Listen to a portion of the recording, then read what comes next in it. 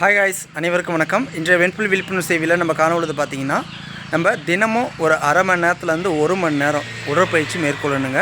அந்த உடற்பயிற்சியை வீட்டு வேலையாவோ அல்லது காட்டு வேலையாவோ அல்லது உடற்பயிற்சி கூட்டத்துக்கு போய் நீங்கள் உடற்பயிற்சி செஞ்சு மேற்கொண்டு நம்ம உடல் ரீதியான உள்ள உப்பு நீர் உஷ்ண நீரை நம்ம வேர்வியை வெளியேற்றணும். ஓகேங்களா?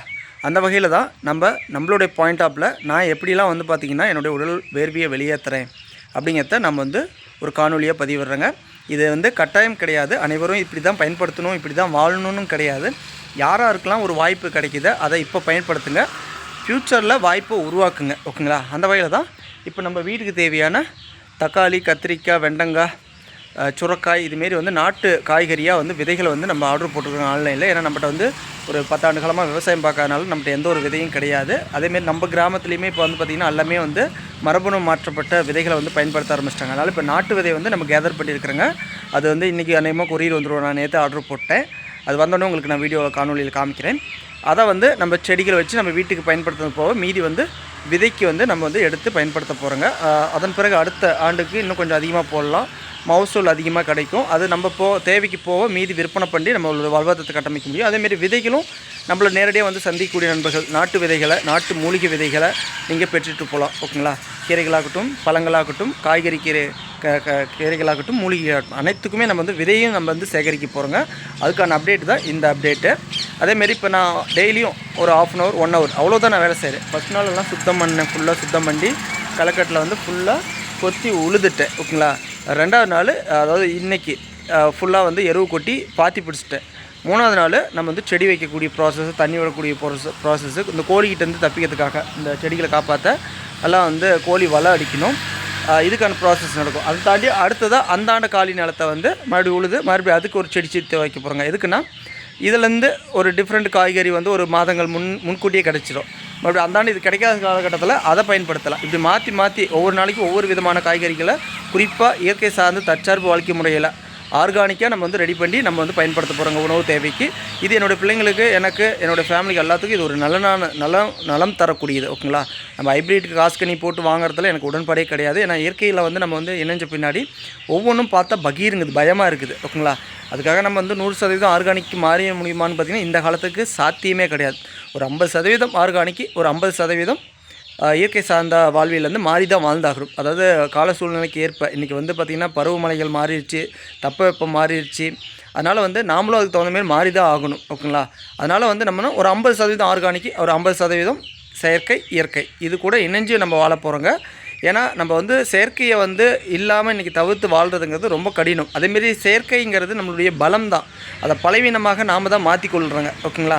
அதனால் இயற்கையை நம்ம பண்டைய காலகட்டத்தில் உள்ள இயற்கையை பேணி காக்க போகிறோங்க. அதை தாண்டி அதுவுடன் புதுமையை இணைச்சி, அதாவது செயற்கையை நல்லதை மட்டும் எடுத்து நம்ம பார்த்திங்கன்னா சீக்கிரம் ஒரு இயற்கை சார்ந்த ஒரு வெள்ளாமையை நம்ம மேற்கொள்ள போகிறோங்க. இது ஒரு விடயத்தில் இறங்கினா நீ அதிலே முழுக்க அதை பற்றியே பேசிட்டு அப்படிங்கிற மாதிரி ஒரு சிலருக்கு டவுட் வரலாம், எண்ணங்கள் வரலாம். இது எதற்காகனா என்னுடைய செயல், என்னுடைய குணம் அதுதாங்க.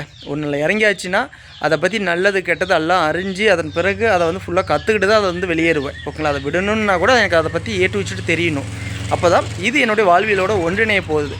என்னுடைய இறக்கும் தருவாய் வரைக்கும் குறிப்பாக இயற்கை சார்ந்த வாழ்வியல் தான் நான் மேற்கொள்ள போகிறேன்.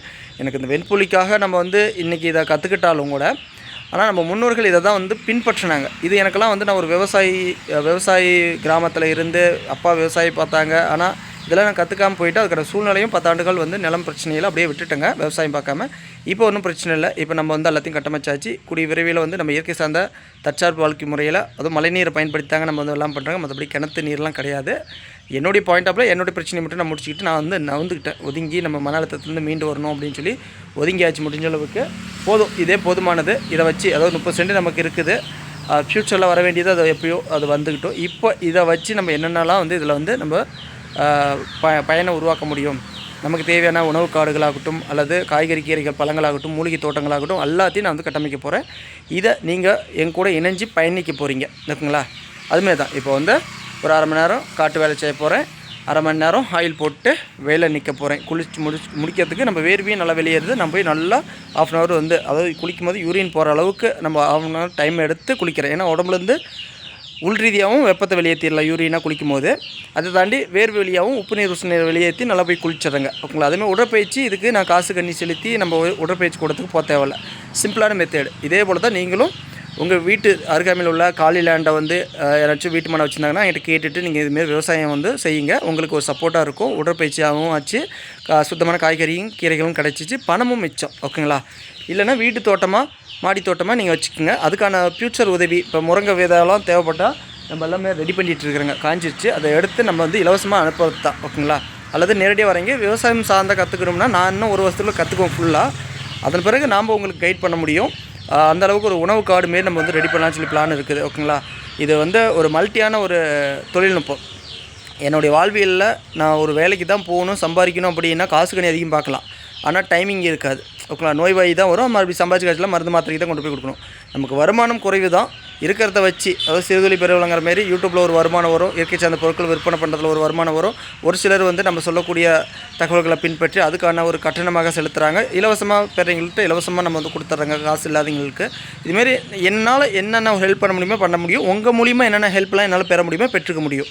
ஓகேங்களா. ஏன்னா இப்போ நீங்கள் நம்மளை நேரடியாக சந்திக்க வரீங்க, இதுக்கு மேலே ஒரு உங்களுக்கு உங்கள் கிராமத்தில் இருக்கக்கூடிய ஒரு புதுமையான ஒரு மூலிகை விதைகளோ மூலிகை செடிகளோ காய்கறி விதைகளோ அதாவது உங்கள் பகுதியில் விளையக்கூடிய காய்கறி விதைகள்லாம் கொண்டு வருவாங்க. மற்ற நண்பர்களுக்கு அது வந்து ஹெல்ப் பண்ண முடியும். நம்ம மண் வளத்துக்கும் வருமா வராதாங்கிறதையும் நம்ம கெஸ் பண்ண முடியும். அதனால் ஒரு இயற்கையோட ஒன்றிணைஞ்சு வாழ்கிறதுல நான் அதிகப்படியாக ஈடுபாடு கொடுத்துட்டேன். வெண்புலிங்கிறது அது அடுத்த கட்டம். ஃபஸ்ட்டு நான் வெண்புலியை வந்து வச்சுட்டு இருந்தேன். இப்போ இந்த வெண்புலியாகட்டும் மற்ற உடலில் உள்ள பிரச்சனைகளாகட்டும் குணமாக்கணும்னா முதல்ல அடித்தளம் இயற்கையுடன் ஒன்றிணைஞ்சு வாழணும். நல்ல தூய்மையை காற்று சுவாசிக்கணும், மனநிலையை ஒருநிலைப்படுத்துக்கு மலைப்பயணங்கள் மேற்கொள்ளணும், உடம்பை ஆரோக்கியப்படுத்துறதுக்கு நல்ல ஆர்கானிக்கான உணவு முறைகளை நம்மளே உற்பத்தி செஞ்சு எடுத்துக்கணும். இல்லைன்னா உற்பத்தி செய்யக்கூடிய நபர்கிட்ட போய் வாங்கிக்கணும். ஒரு முடிஞ்ச அளவுக்கு செயற்கையிலேருந்து விட்டு விலக பாருங்கள். முடியாத பட்சத்தில் அதை வந்து பயனுள்ளதாக மாற்றி பாதிப்பில்லதை நீக்கி பயனுள்ளதாக மாற்றி பயன்படுத்துங்க செயற்கையை. இயற்கை நல்லா ஒரு சப்போர்ட் பண்ணுறோம். இதுக்கான ஒரு சப்போர்ட் என்னால் என்னென்னலாம் முடியுமே நிச்சயம் நான் உங்களுக்கு தர விருப்பப்படுறேன். அதுக்காக தான் இப்போ ஹார்ட் ஒர்க் பண்ணி கற்றுட்ருக்கேன். இன்றைக்கி எனக்கு 2 பிள்ளைங்க இருக்குது. மற்றவங்க லைஃப்பை மாரி நம்ம வாழணும்னு நினச்சிங்கன்னா என்னோடய ஆரோக்கியம் என்னோடய பிள்ளைங்களோட ஆரோக்கியம் போயிருங்கிறனால தான் நான் அப்படியே வந்து எங்கள் ஊர்லேயே வந்து டிஃப்ரெண்ட்டாக நான் வந்து மாறி இருக்கிறேன். ஓகேங்களா. அவங்க இங்கே பொழப்பு பார்ப்பாங்க, காசு கண்ணி பார்ப்பாங்க, கௌரவத்தை பார்ப்பாங்க. நமக்கு வந்து கௌரவம் முக்கியம் இல்லைங்க, நம்ம ஆரோக்கியம் தான் முக்கியம். அதேமாரி நான் எவ்வளோ தேவைகளை வந்து விட்டு கொடுத்து போயிருக்கிறேன். ஒன்று இழந்தால் தான் ஒன்று பெற முடியும்னு சொல்லுவாங்க பார்த்தீங்களா. அதுமாரி எனக்கு எவ்வளோ உறவுகளை விட்டு நான் கொஞ்சம் விலகி வந்திருக்கிறேன். புது உறவுகளை நாடி நம்ம வந்து முன்னேறி போயிட்டுருக்குறேங்க. எதுக்குன்னா நம்மளை மேலும் மேலும் உறவுகள் வந்து ஒரு மன அழுத்தத்துக்கு ஆளாக்குறாங்க.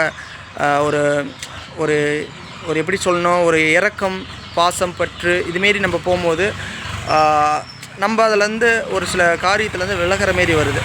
ஓகேங்களா. இதெல்லாம் நான் எதுக்கு சொல்கிறேன் அப்படின்னா எங்களுடைய பிரச்சனையை அவங்க தான் மேனேஜ் பண்ணணும். நம்ம வந்து ஒரு அட்வைஸுங்கிற பேரில் போய் அட்வைஸ் கொடுத்தாலும் அது ஆபத்து அமையுது.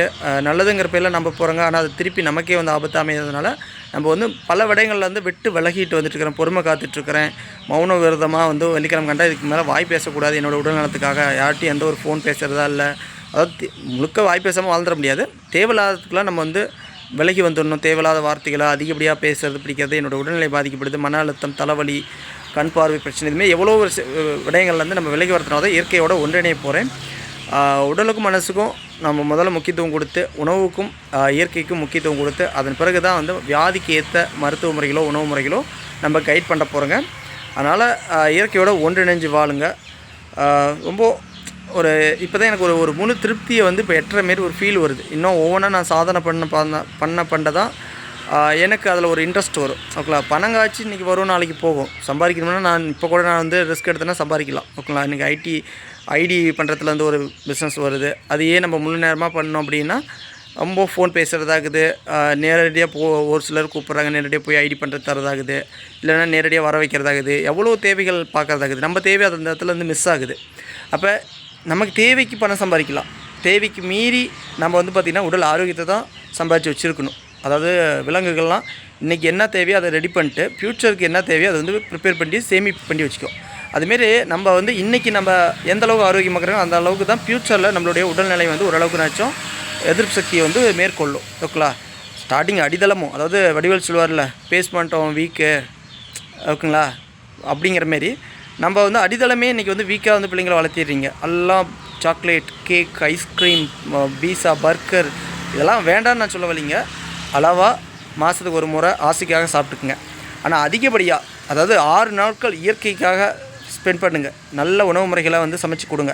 ஒரு நாள் ஆசைப்பட்டதை வெளியே போய் நல்லா சந்தோஷமாக என்ஜாய் பண்ணிட்டு சாப்பிடுங்க. நான் அதில் எந்த ஒரு மாற்று கருத்தும் கிடையாது. ஏன்னா இயற்கையை வந்து அனைத்துமே நமக்காக படைக்கப்பட்டது தான்.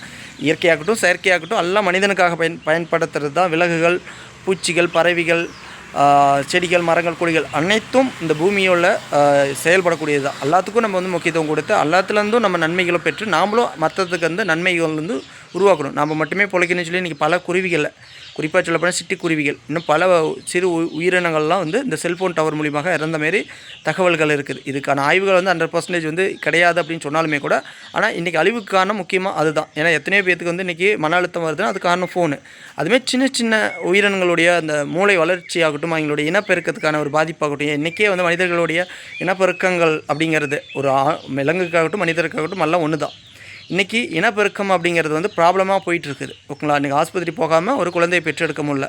அவ்வளோ மலட்டுத்தன்மைகள் வந்து பெண்ணுக்கும் ஆணுக்கும் வந்து உருவாகிட்டு இருக்குது. காரணம் அது உணவு பழக்க வழக்கங்களில் கலப்படமான உணவு சூழ்நிலைகளும் தவறான வாழ்க்கை சூழ்நிலை முறைகளையும் நம்ம பயன்படுத்தியிருக்காங்க. அதாவது லேட்டாக தூங்குறது, மன அழுத்தம், காலையில் சாப்பிட்ற உணவு நைட்டு சாப்பிட்றது, நைட்டு சாப்பிட்ற உணவு காலையில் சாப்பிட்றது, அதுவும் ஆரோக்கியமாக இல்லாமல் தூய்மை இல்லாமல் கலப்படமான உணவு முறைகளை டேஸ்ட்டுக்கு, அதாவது பசிக்கு சாப்பிட்ணுன்னு சொல்லுவாங்க அந்த காலத்தில். ஆனால் இன்றைக்கி என்ன பண்ணுறாங்க, நம்ம ருசிக்காக தான் சாப்பிட்டுருக்காங்க, பசிக்காக சாப்பிட கிடையாது. ஓகேங்களா? பசிக்காக கொஞ்சம் சாப்பிடுங்க, ருசிக்காக ஓரளவுக்கு சாப்பிட்டுக்குங்க. ஓகேங்களா? இதை தான் நம்ம சொல்லிக்கொண்டு இந்த வீடியோ வந்து நான் விடைபெறுகிறேன். மீண்டும் அடுத்த ஒரு நல்ல தகவலை நான் சந்திக்கிறேன். இந்த காய்கறி தோட்டத்தோடைய அப்டேட் வீடியோஸ்லாம் நம்ம வைரல் சந்தியா வீடியோஸில் வரும். நீங்கள் அந்த சேனலையும் நான் லிங்க் கீழே கொடுக்குறேன், சப்ஸ்கிரைப் பண்ணி வச்சுங்க. ஏன்னா அந்த வீடியோவில் வந்து இயற்கை சார்ந்த தற்சார்பு வாழ்க்கை முறை போகும். இதில் வந்து வெண்புலி, சொரியாசிஸ் அண்ட் மற்ற ஹெல்த் கேட்டகரியெல்லாம் ஃபியூச்சரில் வரப்போகுது. இதில் மிஸ் பண்ணாமல் பார்க்க மறக்காமல் நம்ம சேனலை சப்ஸ்கிரைப் பண்ணி பெல் பண்ணி கிளிக் பண்ணிங்க. மீண்டும் அடுத்த வீடியோ நான் சந்திக்கிறேன். அதை வந்து விடைபெறுவது நான் உங்கள் பிவி. நன்றி, வணக்கம்.